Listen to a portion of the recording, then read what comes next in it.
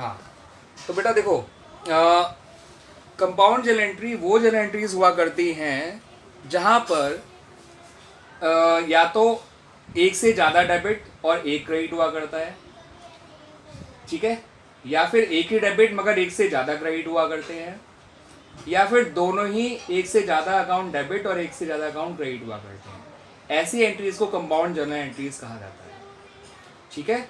Simple journal entry वो journal entry होती है जहाँ एक ही अकाउंट डेबिट और एक ही अकाउंट क्रेडिट होता है। हम इसको इस तरह से भी कह सकते हैं कि जिन ट्रांजेक्शन में केवल दो ही अकाउंट इन्वॉल्व होते हैं, एक डेबिट और एक क्रेडिट, उन्हें सिंपल जर्नल एंट्री कहा जाता है। जिन एंट्रीज में एक से ज़्यादा, दो से ज़्यादा अकाउंट इन्वॉल्व होते हैं, क्योंकि मिनिमम दो अकाउंट तो हर ट्रांजेक्शन में इन्वॉल्व होते हैं, जिन ट्रांजेक्शन में दो से ज़्यादा अकाउंट इन्वॉल्व होते हैं वो सब एंट्रीज कहलाती हैं कंपाउंड जर्नल एंट्री। अब जो आपके टी.एस. अग्रवाल वाली बुक है जिसका एडिशन 2020 मेरे पास है, इसका क्वेश्चन नंबर 4 में आप लोगों से डिस्कस कर रहा हूँ बच्चों।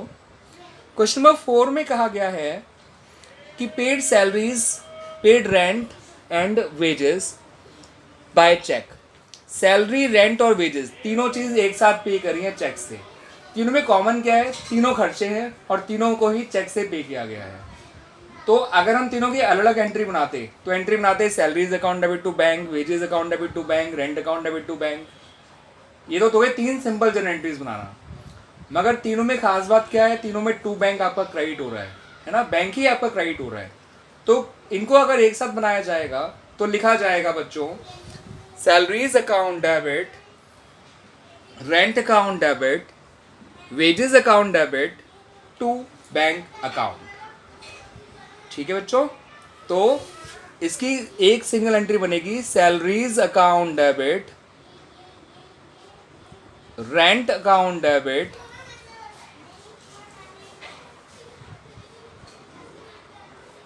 Wages account debit to bank account. क्योंकि पेमेंट चेक से किया गया है इसलिए बैंक को ही क्रेडिट करना है बच्चों, इस बात को ध्यान रखिएगा। ठीक है बच्चों, एक minute.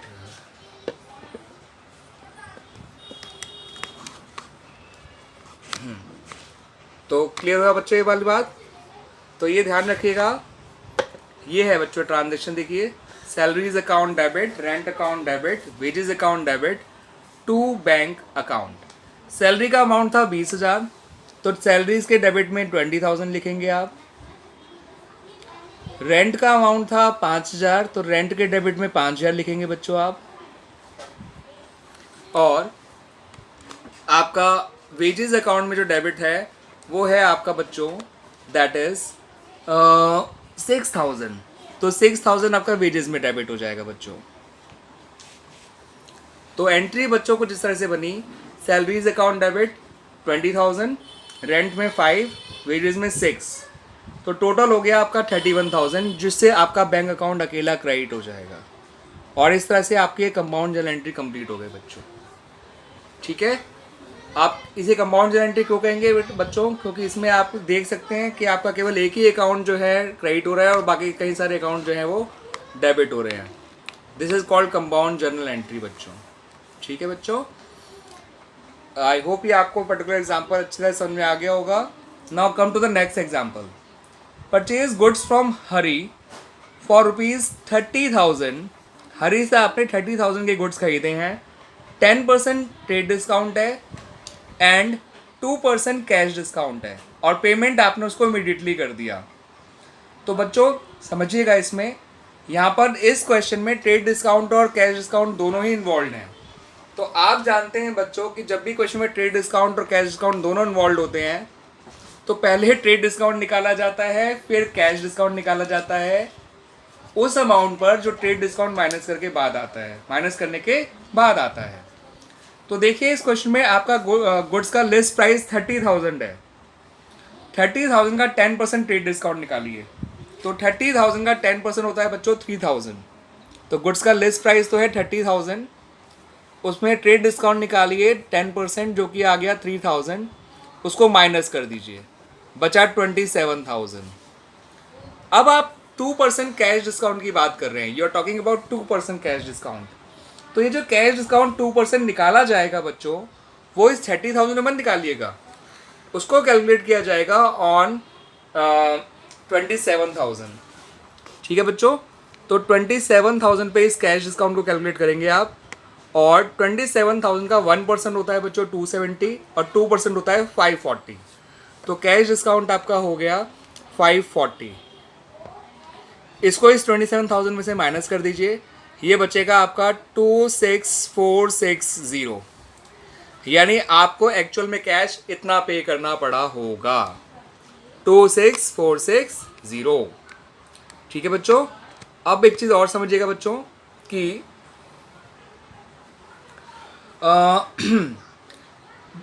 Out of cash discount and trade discount, आप जानते हैं बच्चों कि केवल कैश डिस्काउंट को ही रिकॉर्डिंग की जाती है जनरल में, ट्रेड डिस्काउंट की रिकॉर्डिंग की ही नहीं जाती है। और ये जो आपकी परचेज होती है या जो भी सेल होती है वो हमेशा ट्रेड डिस्काउंट के बाद ही काउंट की जाती है। तो यहाँ पे परचेज अकाउंट में तो आप काउंट करेंगे 27,000 को। ठीक है बच्चों, परचेज अकाउंट में तो आप काउंट करेंगे 27,000 को, और डिस्काउंट में काउंट करेंगे आप 540 को, और डे डिस्काउंट रिसीव कहलाएगा, डिस्काउंट अलाउड नहीं, क्योंकि परचेज करते वक्त जो आप डिस्काउंट मिलता है that is called discount receive. Discount receive में आप केवल कैश डिस्काउंट को लिखेंगे जो कि 540 है, और डिस्काउंट रिसीव बिजनेस में इनकम के लिए तो होता है, इसलिए उसको क्रेडिट किया जाएगा। एंड आप पेमेंट इमीडिएटली कर रहे हो, तो पेमेंट ये बताया नहीं कि चेक से कराया या कैश से, तो आप मानिएगा कैश में किया गया पेमेंट, तो कैश अकाउंट आपका क्रेडिट हो जाएगा, बिकॉज कैश एक रियल अकाउंट है, और रियल अकाउंट में when the cash is going out it has to be credited. Discount receive एक इनकम है, और इनकम को बढ़ने पर क्रेडिट किया जाता है। परचेज एक एक्सपेंस है, और एक्सपेंस को बढ़ने पर डेबिट किया जाता है। तो आपकी जो एंट्री बनेगी बच्चों वो कुछ इस तरह से बनेगी, परचेजेज अकाउंट डेबिट। ठीक है बच्चों, तो आपकी जो एंट्री बनेगी वो बनेगी purchases account debit to cash account to discount received account. Purchases account जो डेबिट किया जाएगा वो 27,000 से किया जाएगा, ट्रेड डिस्काउंट हटाने के बाद जो पैसा बच रहा है उस पर। कैश अकाउंट में आप लिखेंगे 26,460, और 540 आप लिखेंगे डिस्काउंट रिसीव अकाउंट में। इस तरह से आपकी रिकॉर्डिंग हो जाएगी बच्चों। क्लियर बच्चों, तो ये भी एक कंपाउंड जर्नल एंट्री हो गई, क्योंकि यहाँ more than 2 accounts are involve, और इस तरह से इन्वॉल्व हैं कि एक डेबिट है और 2 क्रेडिट हैं। इस क्वेश्चन में ट्रेड डिस्काउंट और कैश डिस्काउंट दोनों दे रखा था, और आपको मैंने बताया ही है बच्चों कि जब भी कैश डिस्काउंट और ट्रेड डिस्काउंट दोनों होगा तो आपको कैश डिस्काउंट को ही रिकॉर्ड करना है in the books, trade discount को सिर्फ डिडक्ट किया जाता है from the list price, but is not recorded in the books. ठीक है बच्चों, तो इस तरह से आपकी इस ट्रांजैक्शन की भी एंट्री आपने रिकॉर्ड कर ली। नाउ अब बच्चों बात करते हैं हम अगले ट्रांजैक्शन की।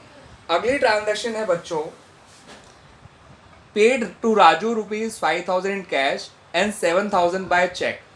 आपने राजू को 5,000 कैश पे किया और 7,000 चेक से पे किया।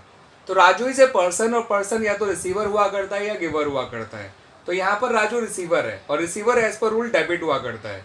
तो राजू ने जो टोटल पैसा रिसीव किया वो तो 12,000 हो गया, तो राजू तो डेबिट हो जाएगा 12,000 से। जो पेमेंट कैश से किया गया वो उसके लिए कैश क्रेडिट हो जाएगा, बिकॉज कैश एक रियल अकाउंट है और वो जो है इट इज गोइंग आउट, इसलिए कैश क्रेडिट हो जाएगा। जितना पैसा चेक से दिया इसका मतलब होता है वो पैसा बैंक ने दिया, और बैंक गिवर हो गया, और बैंक गिवर है तो क्रेडिट हो जाएगा। ठीक है बच्चों, तो इसकी जो सिंगल एंट्री बनेगी वो ये बनेगी राजू डेबिट, क्योंकि राजू एक रिसीवर है तो राजू को आप डेबिट करोगे।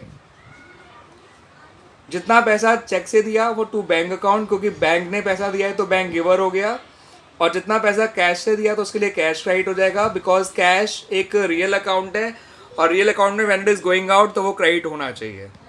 रियल अकाउंट के साथ गोइंग आउट क्रेडिट होता है, कमिंग इन डेबिट होता है। तो फिलहाल कैश इज गोइंग आउट तो इसलिए कैश को क्रेडिट करेंगे। बैंक इज ए गिवर इसलिए बैंक को भी क्रेडिट करेंगे। राजू इज ए रिसीवर तो राजू को डेबिट करेंगे 12,000 से। तो इस तरह से बच्चों ये वाली कंपाउंड जर्नल एंट्री कंप्लीट हो जाती है आपकी। Now look at the fourth illustration, next entry, the fourth entry आप कहेंगे इसको। कुछ इस तरह से है ये। Goods sold to Roma ₹5,000। आपने 5,000 गुड्स जो है रोमा को बेचे। 20% कैश डिस्काउंट है, 20% ट्रेड डिस्काउंट है। जो गुड्स आप रोमा को बेच रहे हो बच्चों वो 20,000 के हैं, और सॉरी 5,000 के हैं, उस पर ट्रेड डिस्काउंट 20% है और कैश डिस्काउंट 3% है। और आप जो है सारा पैसा कैश में नहीं ले रहे, केवल आधा पैसा कैश में ले रहे हो। ठीक है बच्चों, तो ध्यान रखिएगा, ट्रेड डिस्काउंट तो पूरे 5,000 रुपये निकलेगा, बिकॉज ट्रेड डिस्काउंट निकालते समय ये चीज़ नहीं देखी जाती कि आप पैसा कैश ले रहे हो या उधार है, बिकॉज ट्रेड डिस्काउंट तो टोटल आपका लिस्ट प्राइस पे निकलता है। ठीक है, गुड्स की वैल्यू पे निकलता है। तो गुड्स की वैल्यू है 5,000, तो गुड्स की वैल्यू क्योंकि 5,000 है तो ट्रेड डिस्काउंट उसका 20% जो कि 1,000 हो जाएगा, उसे माइनस कर दीजिए, बचा 4,000 बच्चों। अब याद रखिएगा, कैश डिस्काउंट इस 4,000 पे मत निकालिएगा। The reason is cash discount केवल उतने ही पार्ट पे निकाला जाता है जितना पार्ट हम कैश में रिसीव या पे कर रहे हैं।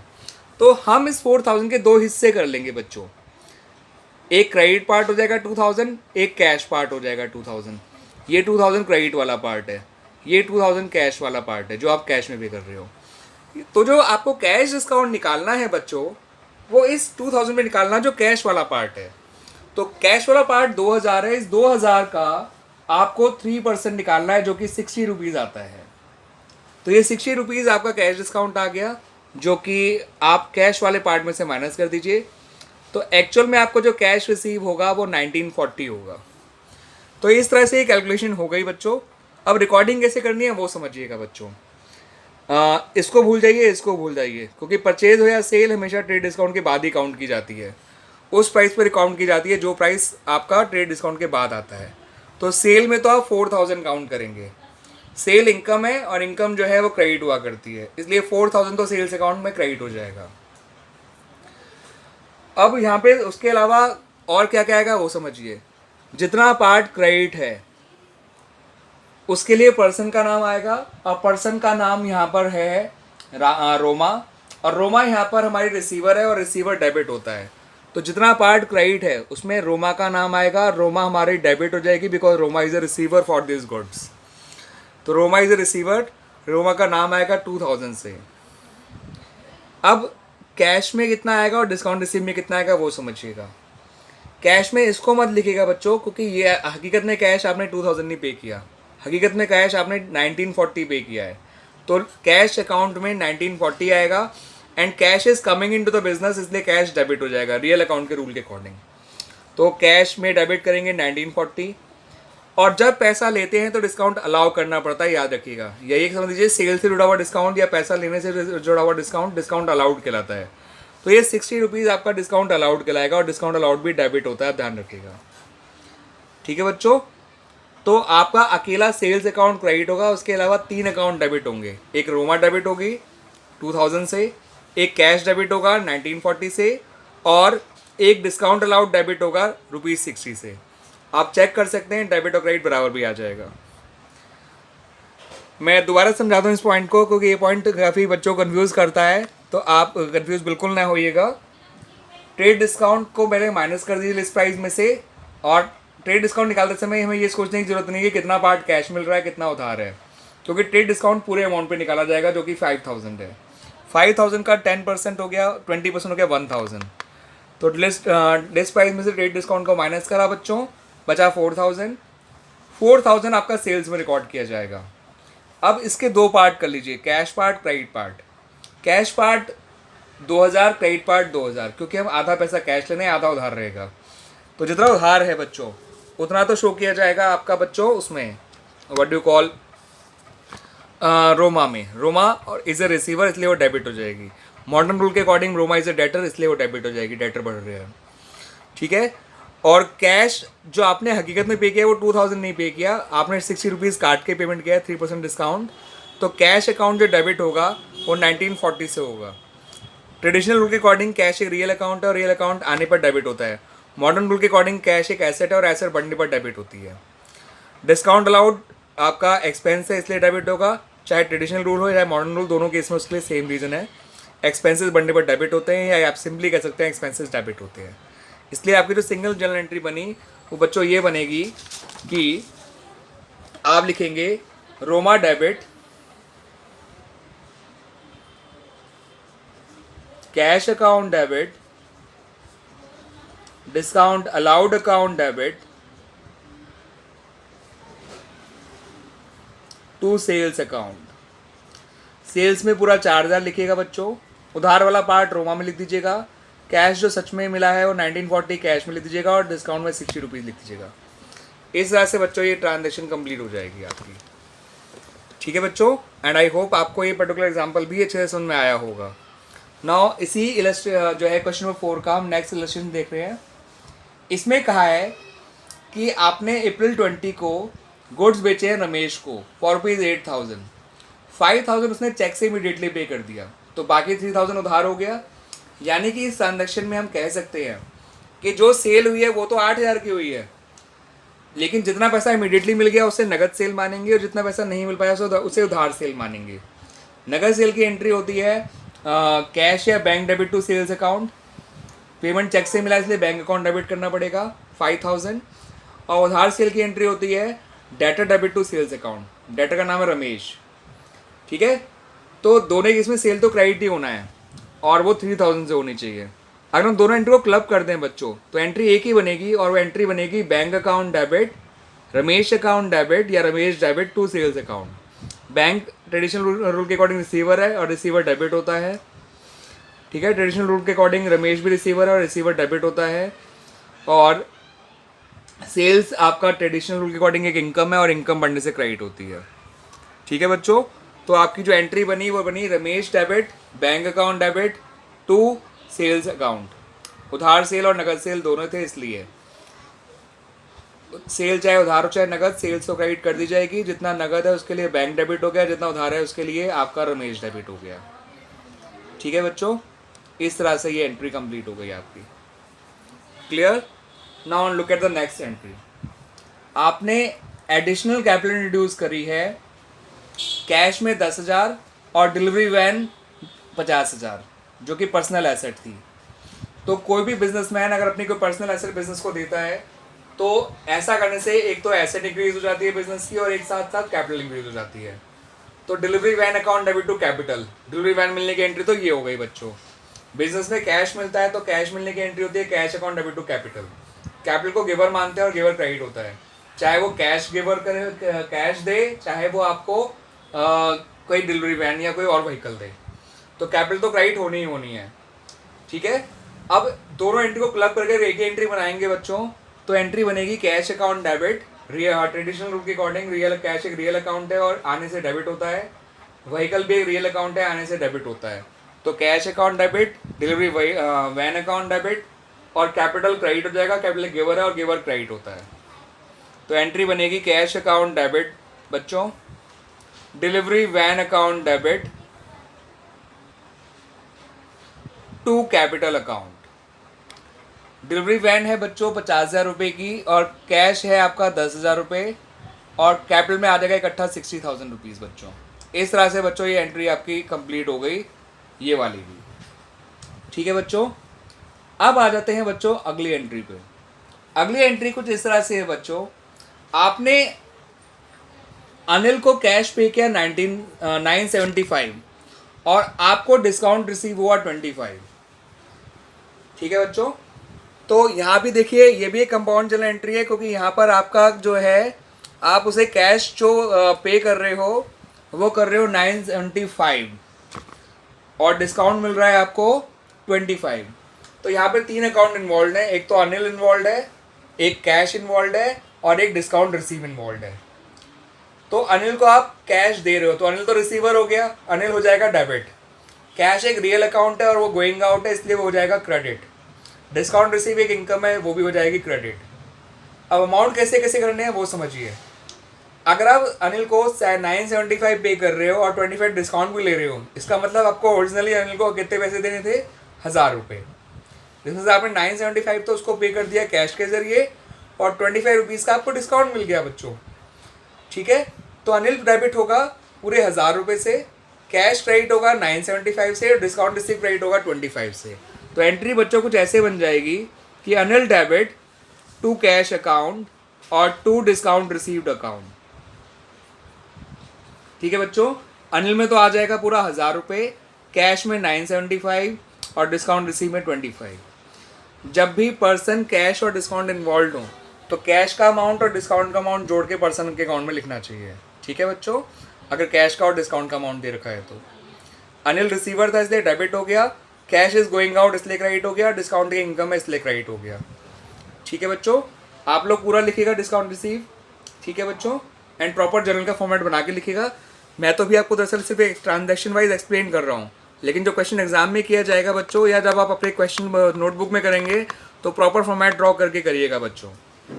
ठीक है बच्चों, देखिए बच्चों नेक्स्ट एंट्री क्या है।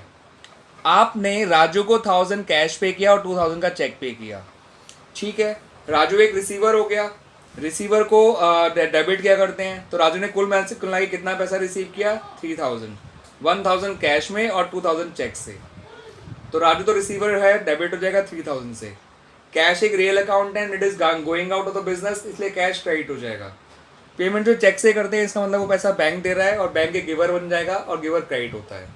तो इसमें एंट्री में बच्चों राजू इसलिए डेबिट हो रहा है क्योंकि राजू एक रिसीवर है, बैंक इसलिए क्रेडिट हो रहा है क्योंकि बैंक एक गिवर है, कैश इसलिए क्रेडिट हो रहा है because cash is going out. तो राजू को तो पूरे 3000 से डेबिट करिए बच्चों।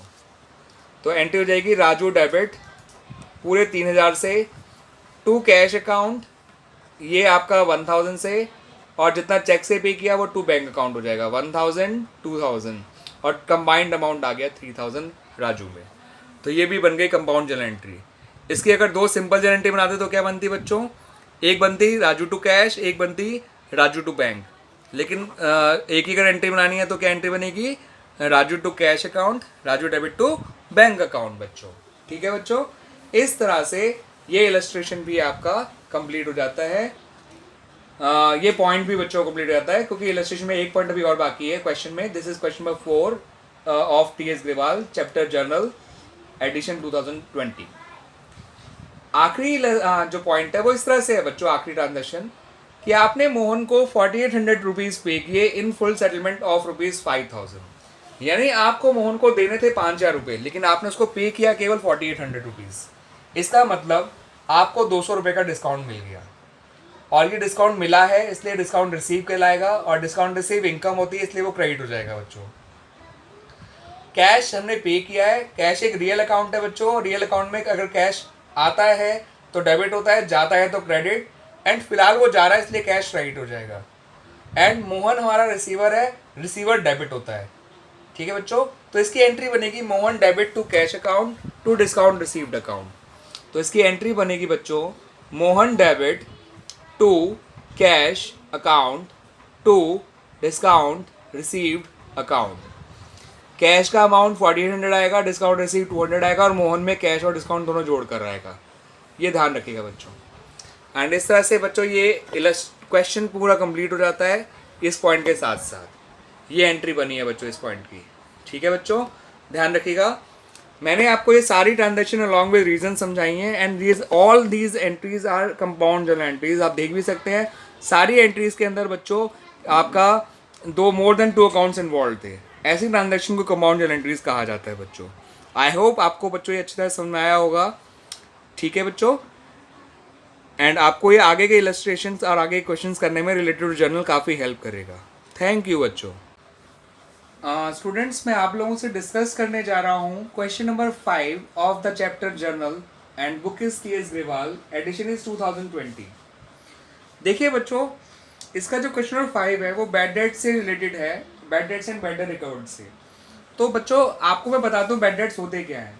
Bad debts is that particular amount which is irrecoverable from the debtors, यानी कि जिसको डेटर से मिलना था मगर मिल नहीं पाया, वो डूब गया। तो डेटर का जो पैसा डूब जाता है उससे बैड डेट्स कहा जाता है। बैड डेट्स बिजनेस के लिए एक लॉस की तरह होता है, एंड क्योंकि वो बैड डेट्स एक लॉस है और as per rule losses debit हुआ करते हैं, दैट्स वाई बैड डेट्स को डेबिट करा जाता है। ठीक है बच्चों, कभी कभार तो पूरा पैसा बैड बन जाता है और कभी कभार अमाउंट पार्शियल बैड बनता है। जिस केस में पूरा पैसा बैड बन जाता है पर्सन का, तो उस केस में एंट्री होती है bad debts account debit to person account, जो भी उसका नाम होगा पर्सन का, या डेटर्स अकाउंट लिख लीजिएगा। अगर जो है आपका कुछ पैसा मिल भी जाता है तो आप एंट्री कुछ ऐसे ही लिखिएगा, कैश अकाउंट डेबिट जितना मिल गया, जितना नहीं मिल पाया वो बैड डेट्स अकाउंट डेबिट, और टू उस पर्सन का नाम। ठीक है बच्चों, अब देखिए हमारा जो इसमें फर्स्ट ट्रांजैक्शन है वो कुछ ऐसा है, Mohan is declared insolvent Mohan को इंसॉल्वेंट डिक्लेयर कर दिया गया एंड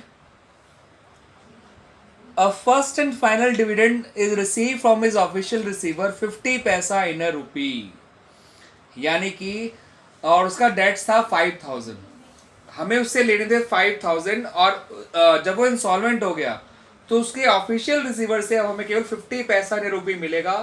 50 पैसा ने रुपये का मतलब 50% पैसा मिलेगा। हमें लेने उससे 5000, मिल पाएगा केवल 50%। 5000 का 50% होता है बच्चों 2500, 2500।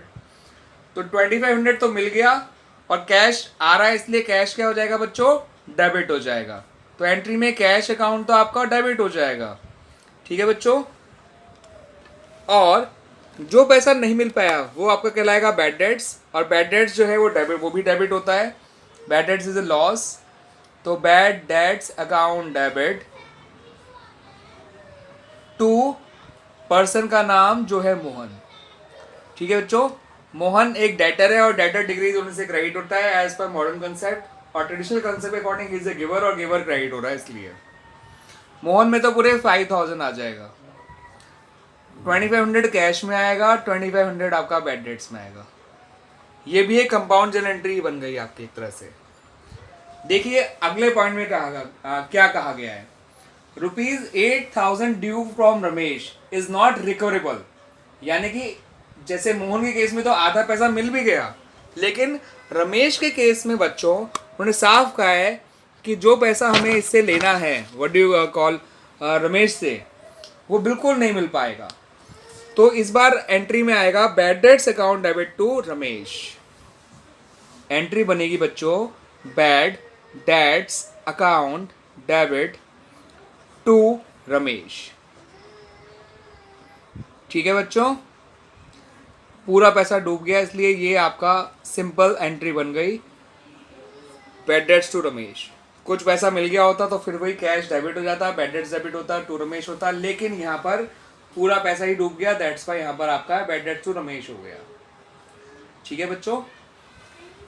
थर्ड में श्याम हु ओड ₹15,000, श्याम जो 15,000 रुपये ओ करता था वो इंसॉल्वेंट हो गया। इंसॉल्वेंट माने दिवालिया हो गया, बैंकरप्ट हो गया, और वो अब आपको सिर्फ 50% पैसा ही दे पाएगा।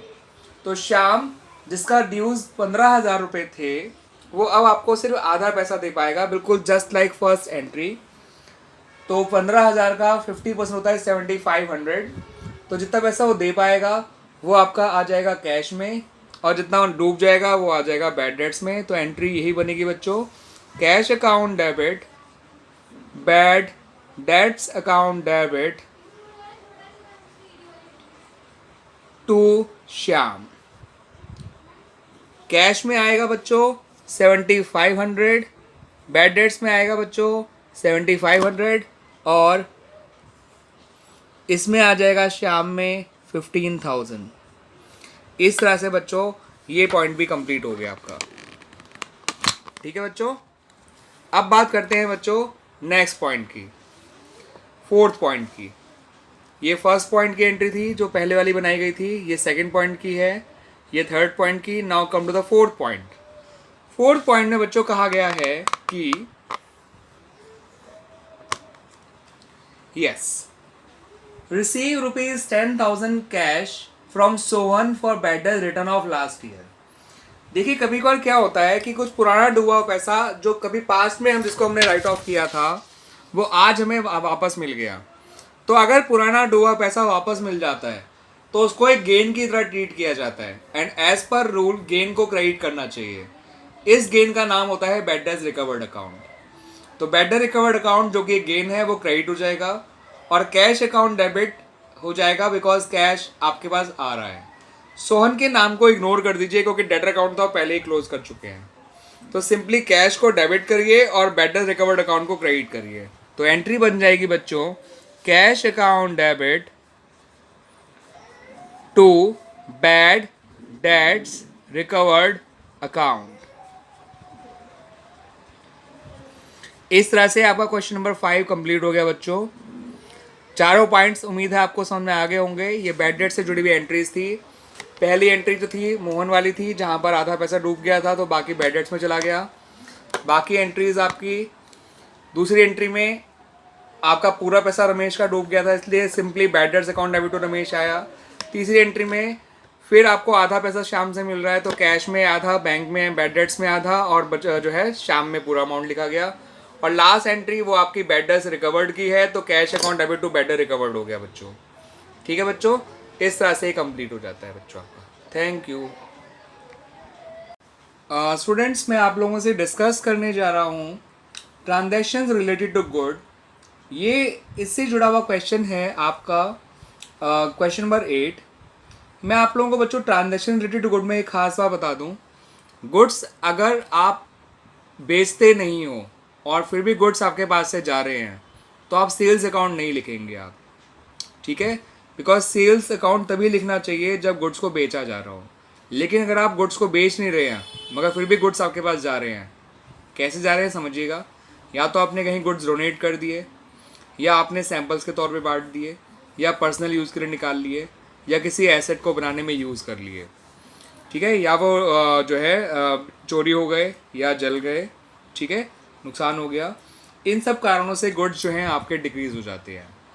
तो अगर आपके गुड्स बिना बेचे इन सब रीजंस की वजह से कम हो रहे हैं तो इनमें गुड्स की वैल्यूएशन कॉस्ट प्राइस पे की जाती है। एक बात तो ये बात ध्यान रखनी है आपको, और दूसरी बात जो आपको ध्यान रखनी है बच्चों वो ये कि यहाँ पर आपको सेल्स अकाउंट का नाम नहीं, परचेज अकाउंट का नाम यूज़ करना है। ठीक है बच्चों, तो देखिए अब आपको जो पहली ट्रांजेक्शन दे रखी है क्वेश्चन नंबर 8 में वो ये दे रखी है, goods withdrawn bye owner ₹1000 for personal use. Business से कोई भी चीज़ पर्सनल यूज़ के लिए निकाला जाए इसको ड्राइंग्स कहा जाता है। ड्राइंग भी ट्रेडिशनल रूल के अकॉर्डिंग पर्सन माना जाता है और पर्सन को यहाँ पर रिसीवर माना जाता है क्योंकि वो रिसीव कर रहा है बिजनेस से कुछ, तो that's why drawing account debit हो जाता है बीइंग अ रिसीवर। और मॉडर्न रूल के अकॉर्डिंग कैपिटल कम हो रही है इसलिए डेबिट होता है ड्राइंग अकाउंट, कैपिटल कम होने से डेबिट होती है, तो ड्राइंग पे हम कैपिटल अकाउंट के कम होने का रूल लगाते हैं, ठीक है, नाम लेकिन ड्राइंग का लिखते हैं। तो ट्रेडिशनल रूल के अकॉर्डिंग भी ड्राइंग डेबिट हो रहा है, मॉडर्न रूल के अकॉर्डिंग भी ड्राइंग डेबिट ही हो रहा है। और क्रेडिट साइड में मैंने अभी आपको बताया कि गुड्स आपके जा तो रहे हैं, बिजनेस से कम तो हो रहे हैं, मगर वो गुड्स बेचने की वजह से कम नहीं हो रहे, वो पर्सनल यूज़ के लिए निकाले जा रहे हैं और उसकी वैल्यूएशन कॉस्ट प्राइस पे की जाती है। दैट्स वाई इसको हम परचेजेज अकाउंट लिखेंगे ना कि सेल्स अकाउंट, और एंट्री बन जाएगी बच्चों drawings account debit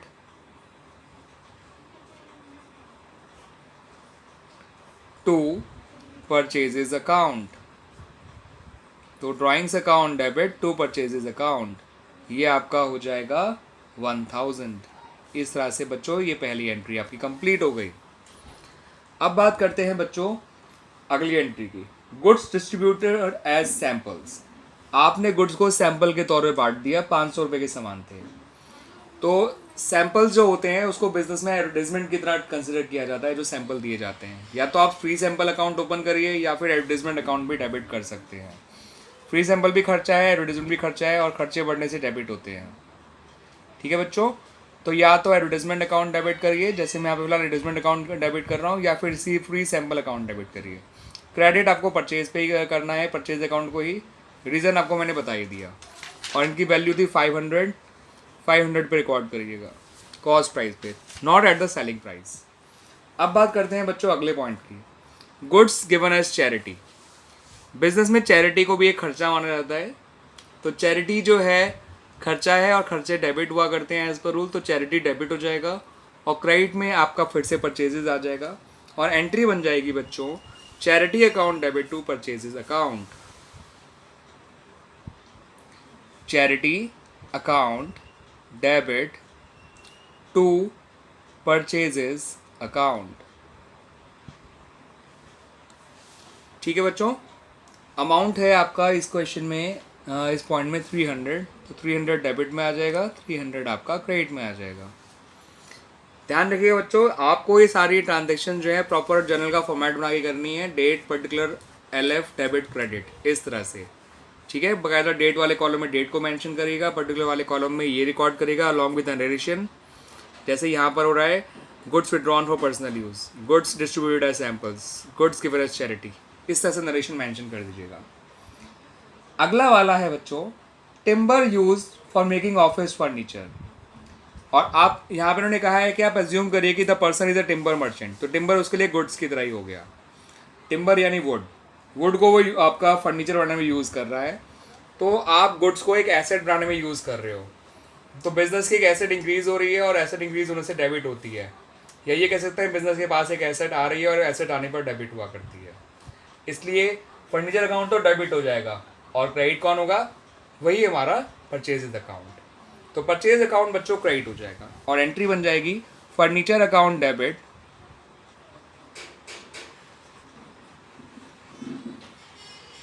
to purchases account. इस तरह से बच्चों हमारा ये एंट्री भी कंप्लीट हो जाएगी और ये है 5000। अगली एंट्री की बात करते हैं बच्चों। अगली एंट्री में कहा गया है इन्होंने कि गुड्स डिस्ट्रॉयड बाय फायर। ठीक है बच्चों, तो अगर आपको इसकी एंट्री करनी है गुड्स डिस्ट्रॉयड बाय फायर की, तो गुड्स डिस्ट्रॉयड बाय फायर भी आपका इज ए लॉस और losses as per rule debit हुआ करते हैं। तो goods destroyed by fire account तो डेबिट हो जाएगा और आपका परचेज अकाउंट फिर से क्रेडिट हो जाएगा। कोई गुड्स कम हो रहे हैं, बिना बिके कम हो रहे हैं कम, तो इसलिए आपका जो है रिकॉर्ड किया जाएगा उसके नाम से। तो एंट्री हो जाएगी बच्चों आपका goods destroyed by fire account debit to purchases account, और अमाउंट आएगा बच्चों 3500 cost price of the goods. अगर सेलिंग प्राइस दे भी रखा होता तो you have to ignore it. ठीक है बच्चों, आपको उसको इग्नोर करना है। लास्ट पॉइंट पे आ जाइए, goods lost in transit. Transit का मतलब रास्ते में, ड्यूरिंग द वे। ठीक है, ट्रांसपोर्ट के दौरान आपका वो गुड्स लॉस्ट हो गया, तो ये भी एक लॉस है। एंट्री हो जाएगी goods lost in transit account debit to purchase account, same reason, but लिखेंगे क्या, goods lost in transit account debit. Transit मतलब रास्ते में, ठीक है ना, टू परचेजेज अकाउंट। और इस तरह से बच्चों ये पॉइंट भी आपको कंप्लीट हो गया। गुड्स है 2000 के, 2000 से आप एंट्री बना लेंगे। क्लियर है बच्चों? तो इस तरह से गुड्स से जुड़े हुए पॉइंट्स आपके ये कंप्लीट हो रहे हैं। ये क्वेश्चन नंबर 8 भी कंप्लीट हो रहा है, जो आपका एक पर्टिकुलरली गुड्स से ही डील कर रहा था। आपने सभी ट्रांजैक्शन में देखा कि आपका परचेज अकाउंट जो है वो क्रेडिट हो रहा है। ठीक है, और जो जो एसेट थे या एक्सपेंस थे या ड्राइंग्स थी वो सब डेबिट हो रहे हैं, दो अदर अकाउंट इन्वॉल्व थे। ठीक है, और एक बात ध्यान रखिएगा, जब भी गुड्स बिना बिके कम हो रहे होते हैं तो उसमें जो रिकॉर्डिंग है वो परचेज प्राइस यानी कॉस्ट प्राइस पे की जाती है, ना कि सेलिंग प्राइस पे। ठीक है, ध्यान रखिएगा। अगर सेलिंग प्राइस दे भी रखा हो तो ignore it, you have to record the cost price, और अगर कॉस्ट प्राइस नहीं है तो you have to find it, but selling price पर नहीं करेंगे। अगर वो सेलिंग प्राइस दे भी रहे होंगे तो आपको कोई ना कोई हिंट जरूर दे रखे होंगे, so as to find out the cost price. ठीक है बच्चों, आई होप आपको एक पर्टिकुलर एग्जाम्पल समझ में आ गया होगा और अच्छी तरह से समझ में आ गया होगा। थैंक यू बच्चों।